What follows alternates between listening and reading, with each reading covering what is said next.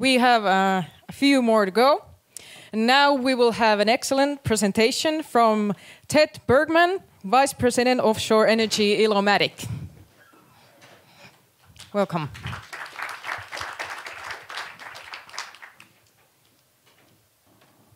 Yes, thanks for inviting me to this.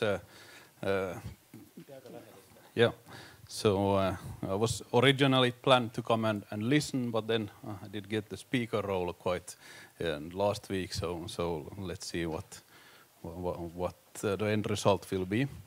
We'll have a little bit of different view into how we look at it and what's the options from a product that we have been putting up. Elomatic, if going into nuclear, we have some touch base in different parts. We are, let's say, engineering consulting firm working in, let's say, land-based projects, been touching nuclear, and then also into the, let's say, a lot of different simulations.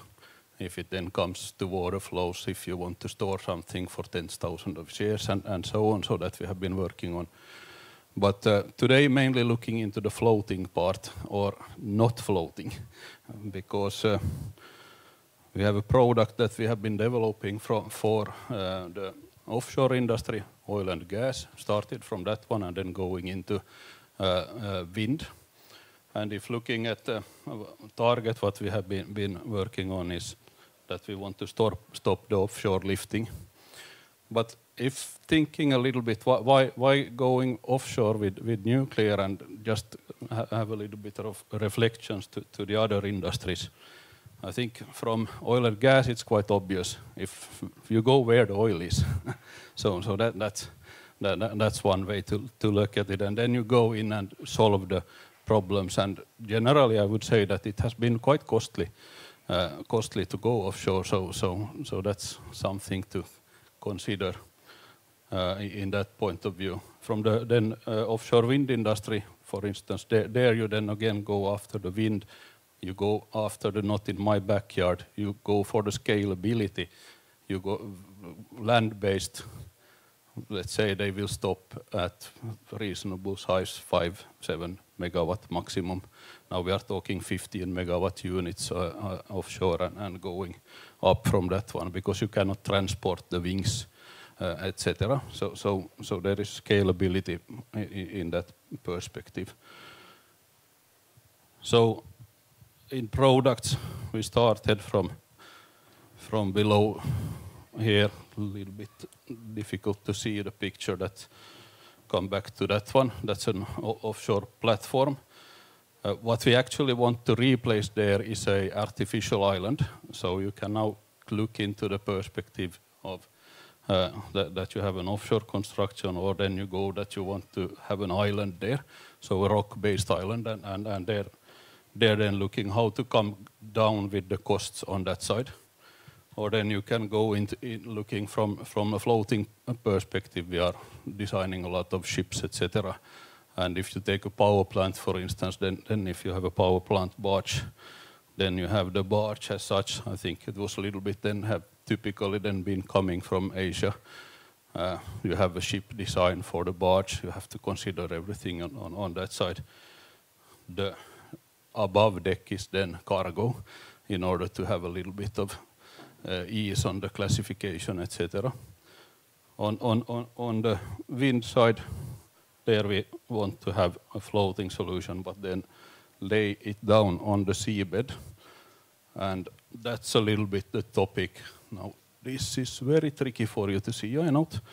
So what we have been looking into there is steel construction, and on this occasion it is in the Caspian Sea area, very shallow waters, harsh ice conditions, very similar to our locations here. Want to have a lot of local content into that one. So we made a design where you design it on onshore, 90-meter diameter. You take everything on top side, you float it out, and then you actually then submerge it and penetrate it to the seabed with a technology that we then have applied patents for at the same time. And in that way, you then avoid the issues with how to moor it, or if you need to have a harbor beside and so on. So that's when then very sturdy, and then at the end of the lifetime you can then actually pop it up again from the sea bottom. Let's see, the pictures are quite tricky there. I will not stay on these ones for many speakers coming on that side, but you can use the design and innovation that we have to a lot of different options. If I go back to that one, let's see if you see that one. The size and form freely selectable. So in those cases, we have now 90-meter diameter. It can be square, it can be whatever shape. You come with one, then you come with the next one. You sink that one, you connect them together. We had actually 4 units in that case. So you can really extend, you can come with different process parts, you can come with the living quarters. And so on, and as it sits on the seabed, it's really then anchored to each other. So in that side, even though it's floatable, it's not in a floating position when in operation, and that I think is something that you can take into account into the future. I will not stay on these ones, you will get them later on. Then I have to a little bit thank you for bringing up the hydrogen topic. The hydrogen topic is extremely interesting, but at the same time I think hydrogen is very tricky in many parts. It's tricky to store, it's tricky to transport, it's tricky to have as a fuel on board of a ship. It takes a lot of space. We have now been working on ship design for the Japanese company NYK, 2 concepts, and I have 2 more upcoming, how to utilize ammonia, and too few are talking about ammonia, and that was really nice to note in the report. And just as a reminder, who was and is the producer of ammonia, grey ammonia from natural gas with steam reforming? As of today, China utilizing themselves, Russia export not that popular. Russia was the biggest exporter in the world, and from a Finnish perspective, 80% of our ammonia came from Russia. And now, even though we design ships utilizing this one, the first use, and that was also in the report, that smart to think where to put it in. So in the fertilizer industry, switch that one as the first. It's even better than perhaps looking into this carbon capture, methane, methanol, etc.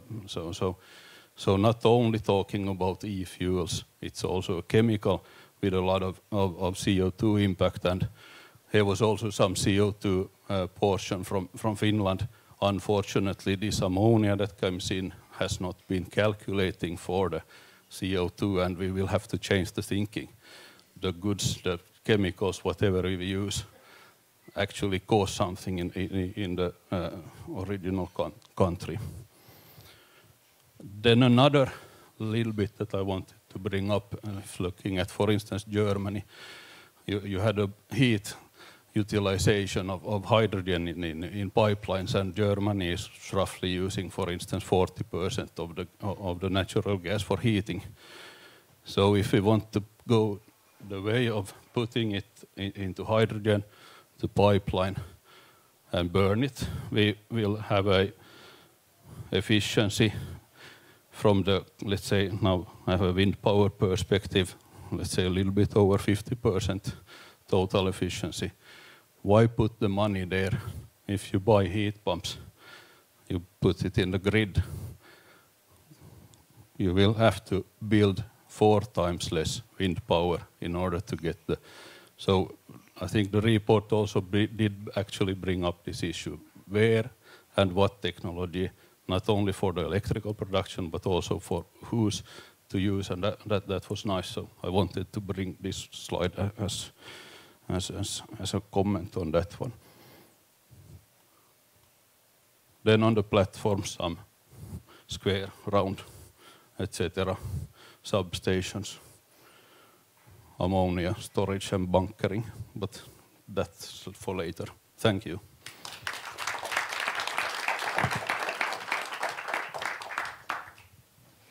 Thank you very much.